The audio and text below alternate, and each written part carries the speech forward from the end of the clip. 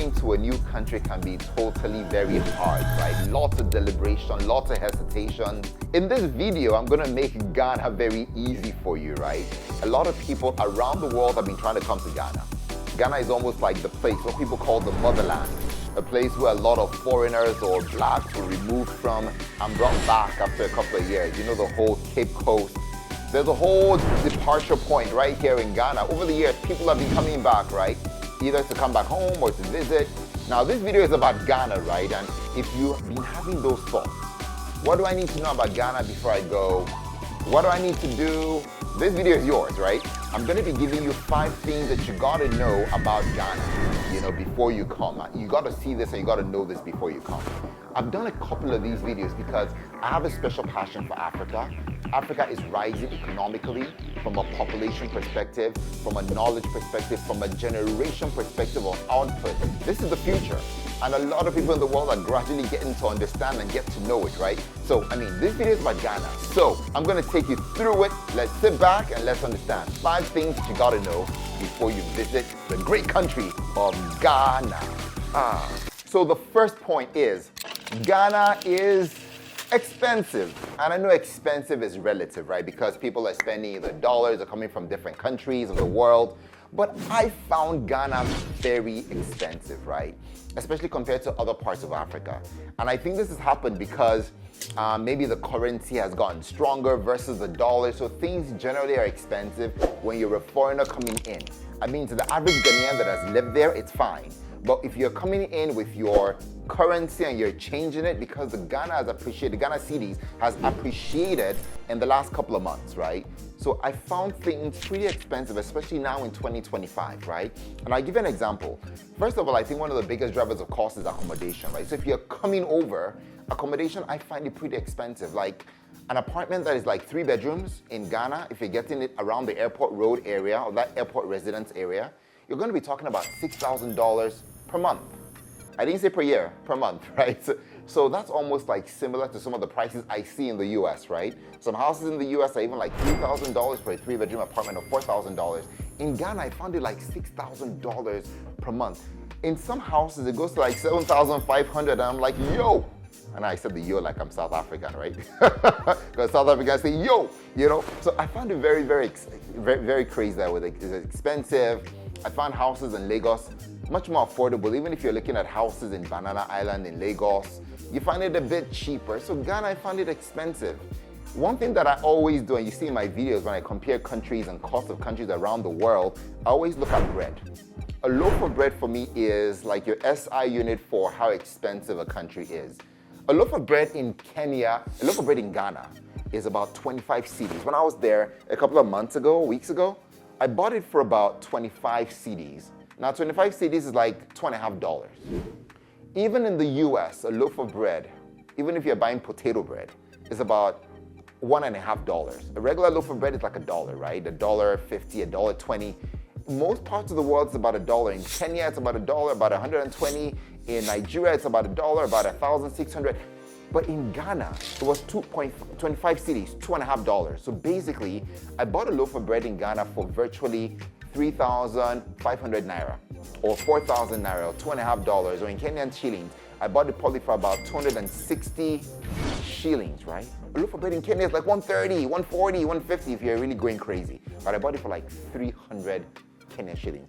I didn't understand it, so I find Ghana a bit expensive. And this loaf of bread, I didn't even buy it like in a ShopRite or in a supermarket. I bought it on the streets. And I know you're thinking, maybe Dexter, they cheated you. You were speaking English and they got you there. They didn't get me. I went to like 3 stores. I priced it. I even spoke as regularly. I stopped the way I speak normally. I changed it for them. I spoke normally like, how much is the bread? I changed it, that kind of Wakanda kind of, how much is this? So it was 25 cedis. And it was a loaf of bread about this, right? I was a bit shocked, right? So expensive. I decided to go to a fish market. I went to the night market and I saw like fish as well. A piece of fish, which is like Titus, right? A mackerel fish. If you cut it into 5, one piece, so even if you get the tail, it was like 25 cedis as well. No. It was 40 cedis though. No. Yes, it was 40 cedis. One tail of fish, maybe you cut the mackerel into 3. One tail of fish was like 40 cedis. I saw a guy that bought the head. I think he paid 25 cedis for it. And I was like, buy. Who buys like a piece of fish for 40 cedis for $4? That means the whole fish is probably like $10 or $12 for just one fish. Even in the US, you don't buy like fish for like $12. And if you convert that to Naira, think about what that is. That's like times 1,600 or 1,500 in Kenya shillings. So I was like, geez. I was like, bam. So I think I found Ghana expensive. So you're going to Kenya, you're going to Ghana on holiday, or you're going visiting, or you're going to live, then you really want to get used to it, right? The good thing about it, if you're going to live there, you'll probably be earning Ghanaian cedi, so it's going to help you regularize your lifestyle. But if you're a foreigner coming in and you're spending your hard-earned money to come in, don't think that Ghana is cheap, oh. Ghana's gone up. They're going up to the high places, but great experience, by the way. So first point, Ghana is more expensive than you would think. This video is not about the cost of living, right? So I can do another video. If you want me to do another video about the cost of living of comparing Ghana across Kenya and the different parts of the world, I can do that. But this video is 5 things you must know about Ghana. So I'm not going to spend too much time on this one, but Ghana is more expensive than you think. Number 2 that I found very a bit funny, right? Or amazed about was Ghanaians are crazy about funerals. Yes, funerals where they celebrate the dead. When somebody dies in Ghana, people are happy. That's the first point in my life where I've seen people like totally happy. It's like they've been waiting for the guy to die, and then they do all sorts of things, right? And I know you're probably saying, Dexter, in every part of the world, when people die, they celebrate, try to sort of celebrate their lives. In Ghana, it's ×2, even ×3, right? Because first of all, they get you this coffin that is shaped in what you really like. Maybe if you were a musician, your coffin is going to be made like a guitar shape. If you're a pilot, right, and you died, they'll make your coffin look like a plane. If you're a cook and you died, they'll bury you in a pot-like shaped coffin. So they don't play with that, right? I don't know where it comes from. Maybe it's like a heritage thing. Maybe one of the gods in Ghana. Maybe I don't know. But if you die, you'll be buried in something similar or akin to what you lived to love, right? Then that's one. Then number 2, the number of days they do funerals, right? It's like a summit. When you go for a summit, like you're going for a 3-day summit at the United Nations. Now you guys go for a funeral for 3 days. The first day is like a party. The next day is like another party. The third day is when I went to Ghana, I was there for a couple of days. The first place I stayed was an Airbnb, and I made a mistake because the next day I just realized that there was a funeral happening outside. And they were like, a funeral is happening. I said, okay, fine. It's just one day. By tomorrow, it will be free. The next day, they were still partying. I was like, okay, I'll give it another second day, right? This is going to be fine. And at some point, I wanted to shoot videos and do some stuff, right? Or even just work, right? Because I work a lot when I'm on the move, right? Third day, same thing. I was like, geez. They overdo it with funerals. I don't know why. If you probably know, if you're probably watching this as a Ghanaian and you know why Ghanaians sort of really celebrate funerals, maybe you drop it in the chat. I didn't get it. I did not get it, right? They spend money, the billboards that go up, it's crazy. So they take it to a totally different level. And I don't know why. So if you're going to Ghana, be ready for that. You might see a party. What Nigerians do with weddings, I think Ghanaians do with funerals. What Americans do with, what Kenyans, I don't know. I'm looking for people that have big parties. But for Nigeria, big parties in Nigeria, if you want a wedding and you want to experience a party, Nigeria, a wedding. If you want to do Ghana and experience something, then it's a funeral. And I know it's crazy, but that's the reality, right? So that's number 2. Number 3 for Ghana. You see, one thing that shocked me in Ghana is you cannot find starchy food or heavy foods in the evening. If you're one of those guys that you eat heavy foods like pounded yam, or you eat like gari or starch or pap or really heavy stuff, right, in the evening, if you go to Ghana, you're not going to find it. All of their heavy food, like fufui, their panku, or their, all those heavy things, right? It's in the daytime, it's in the afternoon. So if you're looking for, like when I was there, I was looking for fufui around like 7 p.m., 8 p.m. They'll just look at you and say, at this time? They don't even tell you that, hey, there is no fufui or there is no iyo or pounded. They'll just look at you like, funny. At this time? I'll be like, yeah, what's wrong with that? So I look like a stranger at that point, right? Looking for food at that point, and I was like totally upset. So Ghanaians have a high level of discipline for what they eat for breakfast, what they eat for lunch, and what they have for dinner. They would not have things that are too heavy or packed with calories in the evening. It's almost like a standard code, right? It's like a code, right? So they just don't do it, right? So be ready for that. If you're going to Ghana and you want to do that, then be ready. And I know that the guy that is always criticizing food, Eddie Abiu, right? He's from Ghana, probably had roots in Ghana. He's extreme, right? So his own case is like, Ghanaians are not as extreme as Eddie. Eddie doesn't eat anything but eggs and steak, right? Which is ridiculous, right? But Ghanaians, they have a good principle, which is why I think, by the way, that Ghanaians are not as heavy as Nigerians. Nigerians are generally on the hefty side, right? When they walk, you can see the grab, the build, right? The top, it's there. Ghanaians, you can feel a little bit of the grab, but it's sort of shapy. I think it's you are what you eat, right? And with the level of discipline the Ghanaians have, I think, yeah, they're in good hands not to be as heavy as Nigerians or Ugandans. That's another menu. I'm not going to go into Uganda, right? Because for Uganda, you can have like starch, 5 pieces of starch on one plate. But Ghana, I think, is really good. So be aware of that and be prepared for it if you're coming to live or work or have fun in Ghana, you know. Number 4, what I really liked about Ghana, right, is in the center of Ghana, there is the whole coastline that sort of runs, right? In a lot of cities, you have to like go far away to get to the beach side. In South Africa, you have to do a drive, unless you're living in Umhlanga, Ballito, and you're close to it. But if you're coming from a farther distance, or if you're living in Joburg in South Africa, you have to drive all the way to Durban or Cape Town to enjoy the beach. In Ghana, even when you get into Accra, you can already enjoy beaches, right? Just 15 minutes away from Osu Road or from Oxford, you can get the beach, you can get to Labadi, you can go to Bojo Beach, you can go to Sandbox. I mean, it's close by.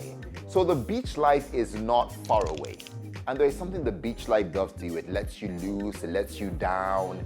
Not lets you down, it just lets you feel a bit chill, you know, it doesn't disappoint you, you know, but so it has all of that stuff. So that's something that I like with Ghana, right? So you're not gonna drive far away for the beach. The kind of things that also happen on the beach in Ghana is not like the regular stuff of like going to run or going to surf or going to swim. People in Ghana, you go to the beach, of course, they play with the water, they play with the sand, but you do things like horse riding, camel riding, you eat fish, you eat tilapia. So the beach is an experience itself in Ghana. So get ready for a real good beach experience. And on that coast, you can keep going to like different beaches, right? You just be experiencing it. From day one, you can start at Labadi. The next day, you go to another one. It's a real good. And every part of that coast beach line has its own experience. So look for it, right? You're gonna love it, right? Just because of that beach life, you know. So Ghana, I loved it for beaches. What Nairobi has for like national parks in the middle of Nairobi is what Ghana has for beaches right in the middle of Nairobi. In Lagos as well, you have to drive a little bit to like the coastline. And even in Lagos right now, that there is landmark and reclaiming of beaches that have happened, you have to really go far away. And the beach experience now in Nigeria is expensive, right? To even go in, you need to pay gate passes. Ghana is amazing for beaches in summary, right? So you're gonna love it. Get ready for a real beach experience. It's a bit hot, but you'll be fine. You know, that's what we're looking for, right? The tan, the hot, the weather, and the water is there to cool you down. So Ghana, beaches. Number 5, big point. Number 5 that I saw in Ghana, right, which I think is a very critical point. It's more around the culture of the people. I think Ghanaians are very, they're very careful and inclusive. So I know that's a bit funny, right? The way I use the words together. But I think from an average perspective, the average Ghanaian he's not insultive. He's not forward, he's not direct. He's a bit conscious of the fact that you're a foreigner. He's also conscious of the fact that he wants to portray Ghana in the right light. So if you ask him a question like, what tribe or what race is better?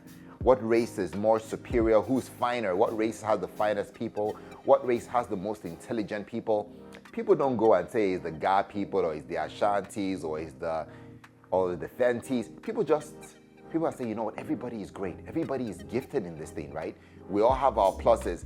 I've never seen a country that is so conscious, even in Kenya, right, that people love each other. People will tell you, hey, in Kenya, you know, it's the Kikuyus that are business people. In Lagos, they'll tell you the Igbo people are the smart people. In Ghana, they're a bit sort of conscious of it, right? They'll say everybody is equal. Everybody could have that. Even when they know, if you drill them into understanding, they will tell you, okay, fine, these guys have a better over-indexed at knowledge or at business or at commerce. But up front, they will never tell it to you. You have to drill it out of them, out of their heads, right? Out of the heads of the Ghanaians. So I like that about Ghana. They're inclusive about each other, celebrate each other. Also, they're not so rash and brash, right? I have a friend that told me, he says that the regular average Ghanaian guy or girl is more approachable than most of the other countries in Africa. You can walk up to them, they will insult you and say, get out of here, what do you think you are, you know? Even when you're pretty or you're handsome and you look really good, you know, people still sort of are calm and chill, they don't just brush you off. I've seen countries and I've heard about countries, right? Okay, I've been in countries, right, where sometimes it's a bit harder, right? People brush you off a bit easier, right? It's harder to connect, right? People are like, hey, do you know who I am? I look good, so don't just walk up to me. I'm a guy, I feel like I can just walk around. So it's a bit, right? So this guy was telling me that in Ghana I found it, and when I was there, I understood it a bit. People are a bit more approachable. So in Ghana, don't feel that, hey, you have to walk on eggshells.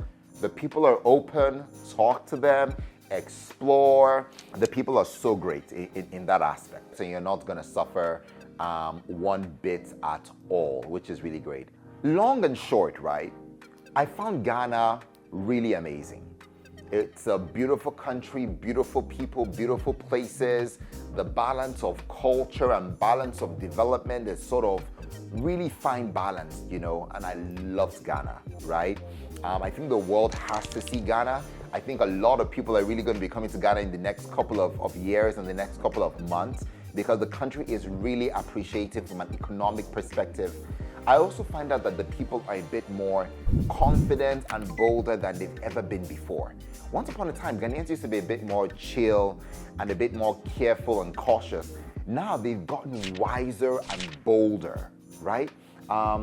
Before, Nigerians used to be the guys that run the show. Nigerians were loud, but Ghanaians are coming into their own, realizing that this is our land, we can take control, we can write our own stories. I like that level of boldness, but yet in their boldness, they were still regardful of other people. They were not insultive. I don't think there would ever come a time that Ghanaians would tell Nigerians, you know, Nigerians must go, like how Nigerians did at some point to Ghanaians, right, in the 70s, right? That Ghana must go in the 80s, right, after we discovered oil and all of that.